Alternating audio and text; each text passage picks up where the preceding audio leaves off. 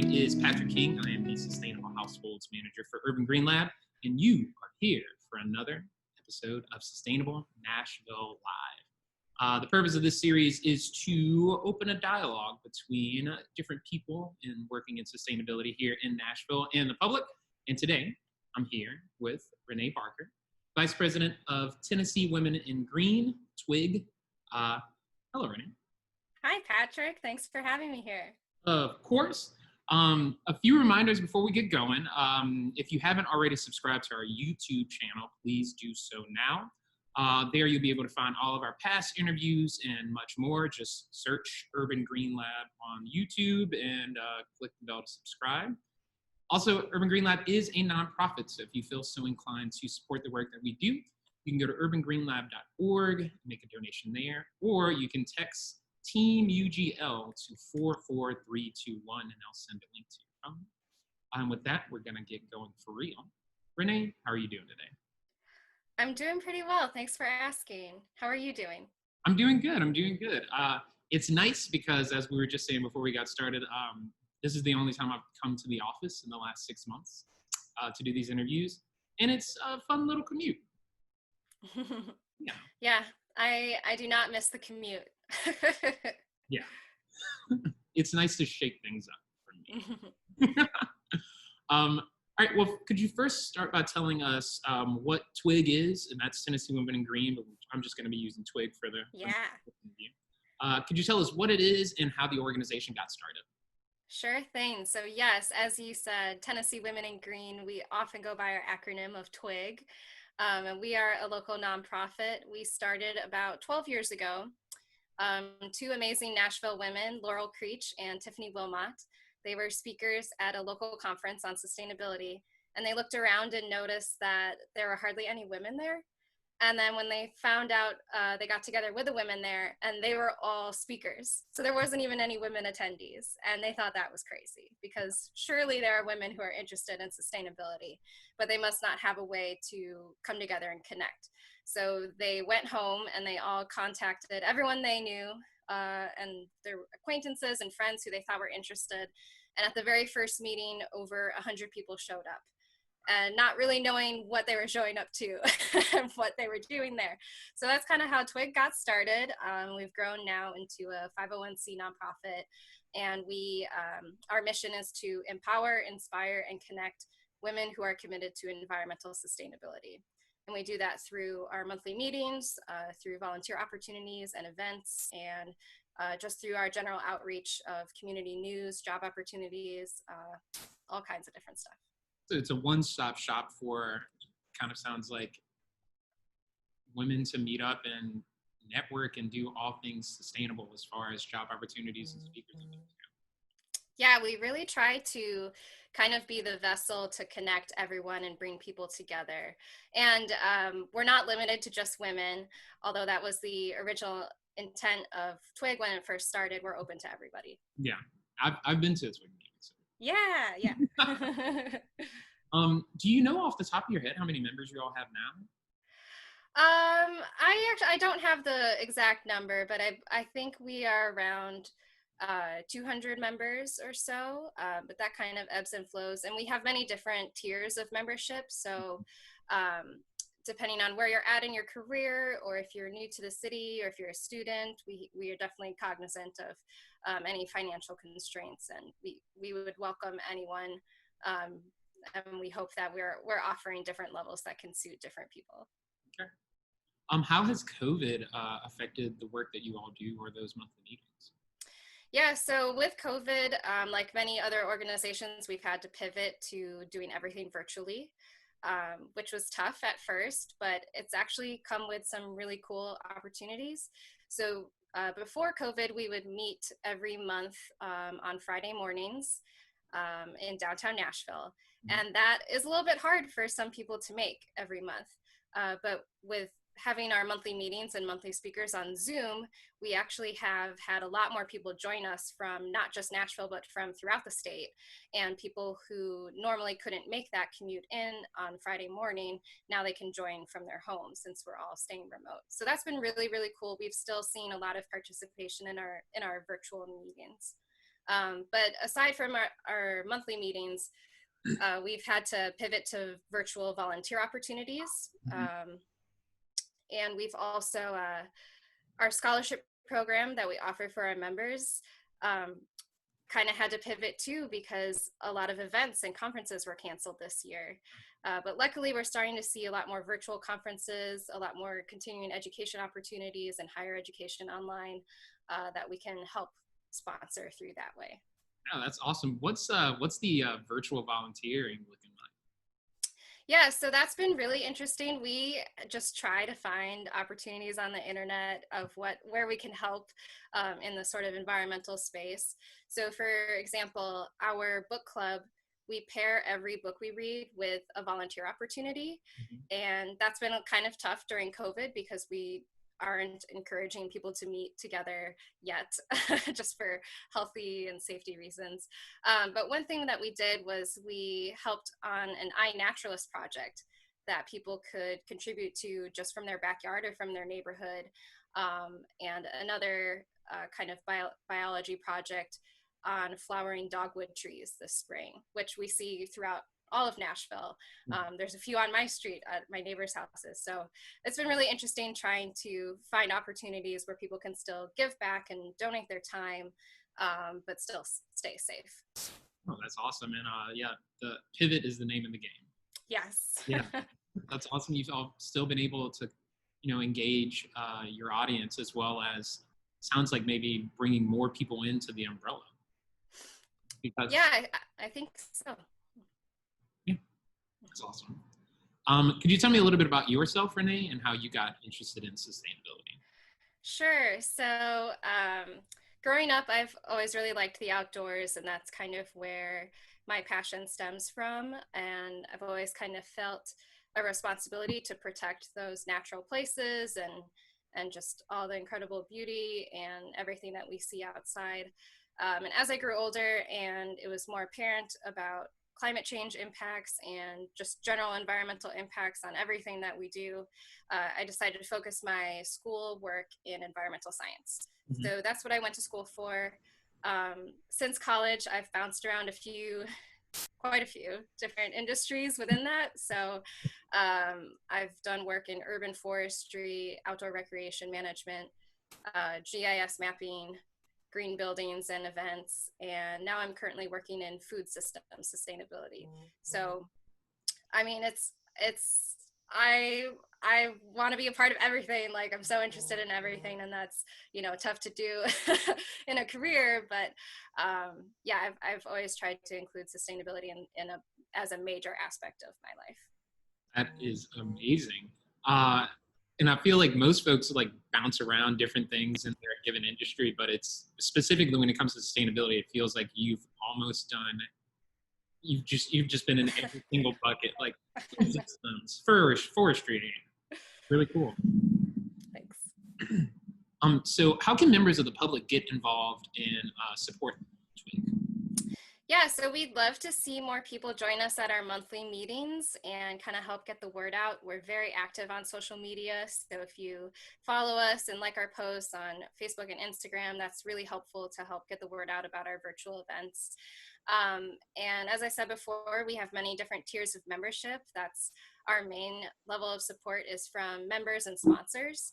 So if you think your company is interested in sponsoring TWIG or would be interested in having their employees attend TWIG, that's a great opportunity for us. And a lot of that money just goes into programming that we provide our members and to our TWIG Seed Fund, which is our member scholarship program. Okay, excellent. And I will be providing a link to y'all's website for those sponsorship opportunities if anyone's interested. So speaking of programming, TWIG meets monthly to discuss a different sustainability topic. What are some of the topics previously discussed and why? So we really take pride in trying to have a huge variety of sustainability topics because we know that that's what our membership base is made of. It's people from all over the place interested in many different things. And if say you're involved in green buildings, you may not ever really encounter stuff about water quality, but we want to try to make everything really accessible. So in 2020, we've had a lot of different topics. We've done local city management with Metro Nashville. We've done the Tennessee State Water Plan, commercial construction, um, emerald ash borer epidemic and Nashville's response to that, community gardens, elementary education in schools, and sustainability in the music industry, which people may not always think of as like a main factor, but the music industry is huge in Nashville and it can definitely have a big impact.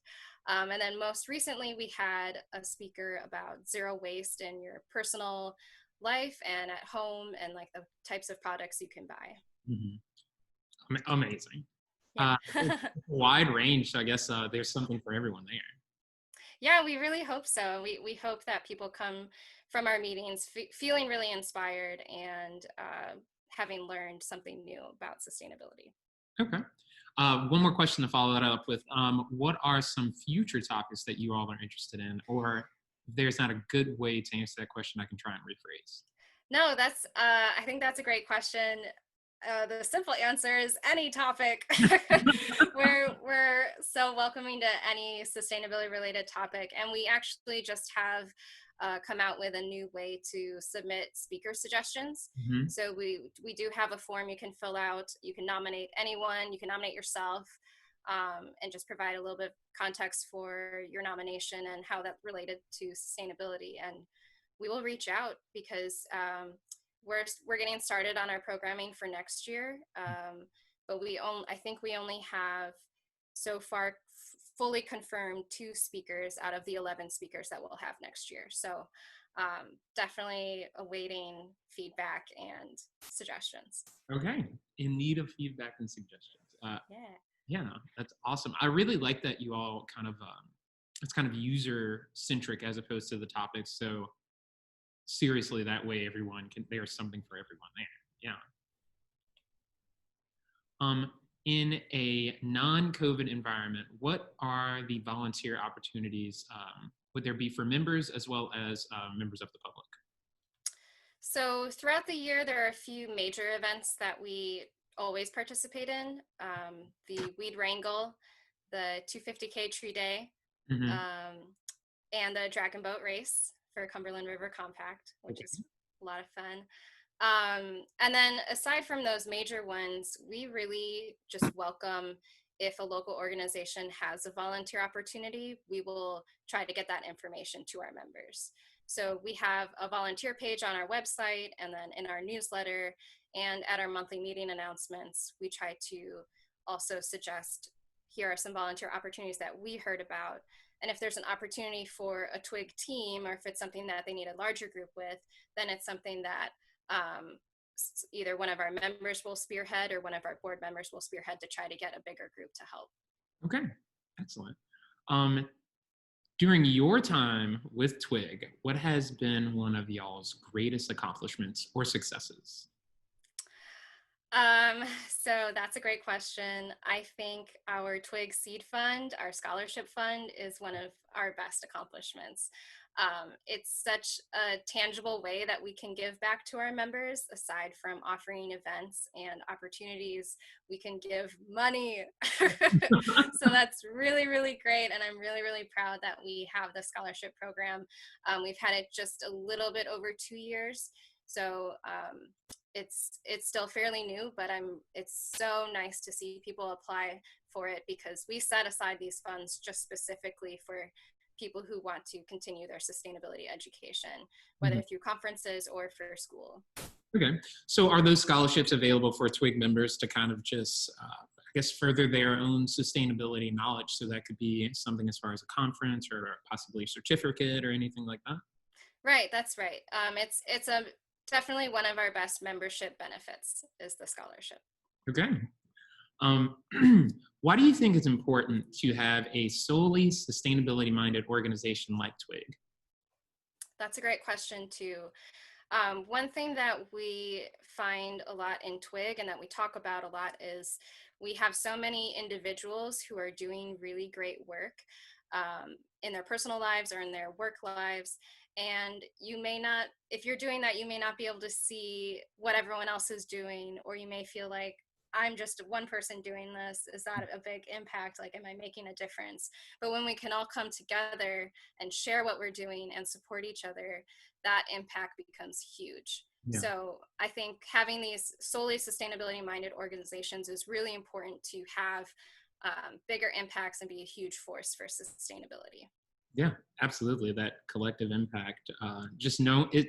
I feel like it's really just nice going home and knowing that there are 200 other people who are like-minded and a part of the same organization that you are a part of, that are just out in the world, just creating positive change through sustainability. For sure. Yeah.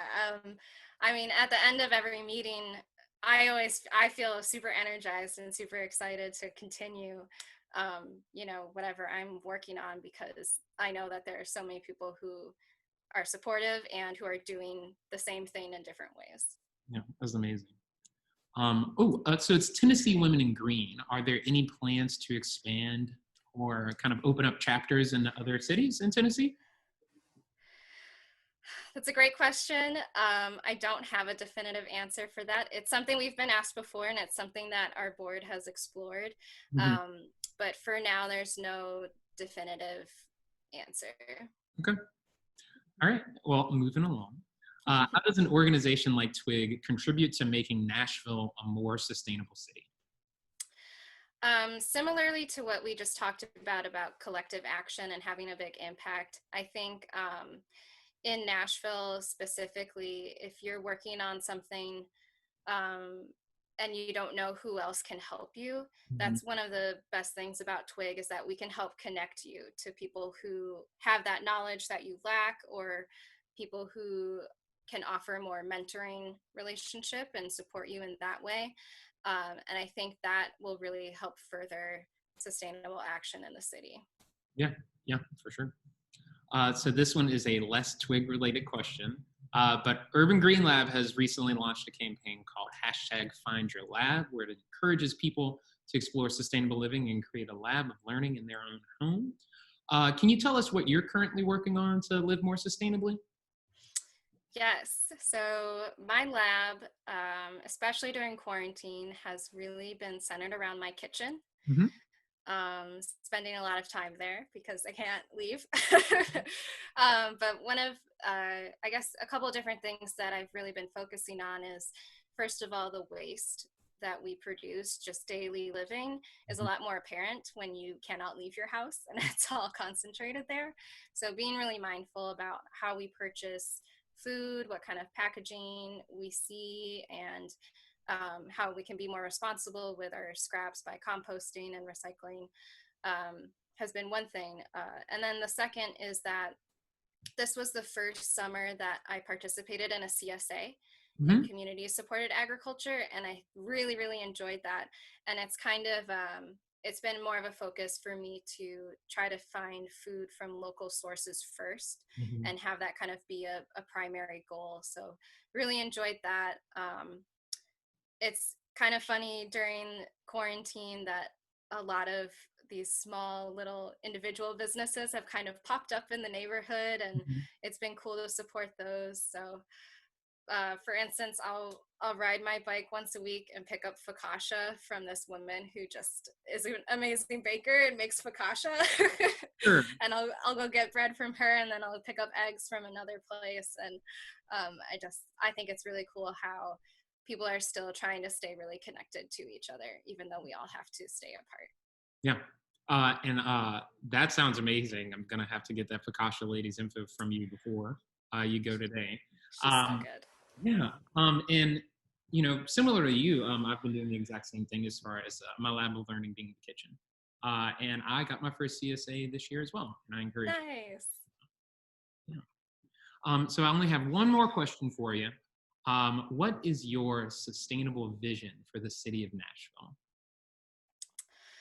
That is a really hard question. Because I would love to see Nashville improve on so many different fronts to be more sustainable. Mhm. But I guess one that I can speak about personally is, I wish in Nashville that we could see every major company have sustainability integrated either in their leadership team or on their roadmap or just their long-term planning, and have a role filled for that person to explore how to make their company more sustainable. And we do see that in a lot of companies, but if we could see it in every company, that would be amazing, because we're all on different sustainability journeys, but it's that collective impact again. If every company was focused on this, we could see huge strides in where Nashville will be. Yeah, for sure. And I could not agree with you more on that. It's always I really like asking that question last, just because it's kind of like the most open-ended question, you know, and yeah, thank you. That was a great answer. Yeah. Well, and I just want to plug also, if you don't know where your company should start on sustainability, Urban Green Lab's Corporate Sustainability Roundtable has been amazing. And as a representative from a couple different companies in my career, attending those has been really, really helpful, because even if you don't know where to start, or if you're far ahead or a little bit behind of where you want to be, everyone is so willing to share their experiences and help each other, and that's super cool. Yeah, no, we appreciate that. And it's kind of just like you said, we're all on a journey, a sustainability journey, and you can be at the beginning of your journey or you can be well into your journey, but there's no room to bar anyone from trying to live more sustainably. Right. Yeah. All right, well, sweet Renee, thank you so very much. Now, if viewers have any additional questions or just want to reach out and get in touch with you, is there a best way to do that? Yes, tnwomeningreen@gmail.com. Yeah. That is a good way to reach me and anyone from TWIG. Okay, I will be providing that email address as well. Oh, and are there any events or anything like that you want to plug before we wrap up? Our next monthly meeting is coming up, and it's going to be really awesome. And it's the first Friday of October, which I am blanking. What date is that? The 2nd? October 1st is Thursday. Yes, it's October 2nd. Okay, October 2nd. Join us on our monthly meeting. We have, you have to register ahead of time, but we have the link to the Zoom registration on our newsletter and socials and everything. Give us a like or follow and sign up for our newsletter to stay in touch. And that's my plug. I will be providing a link to that online event, as well as all of your social channels. So if you enjoyed this conversation with Renee, please reach out, join TWIG, at the very least, attend the next meeting. See what happens. Yeah. Well, Renee, thank you again so much for being with us today. Of course. Thanks for having me. Of course. Next week, we'll be speaking with Amy Crownover of Greenways for Nashville. If you have any questions for Amy or any recommendations on an organization that you would like to learn more about, feel free to email me. My email address is patrick@urbangreenlab.org. Oh, and before you go, make sure you sign up for our newsletter to stay up to date on the latest UGL news. It should just be under our Facebook profile picture. Just click it and you'll be subscribed. And until next time, remember to live sustainably.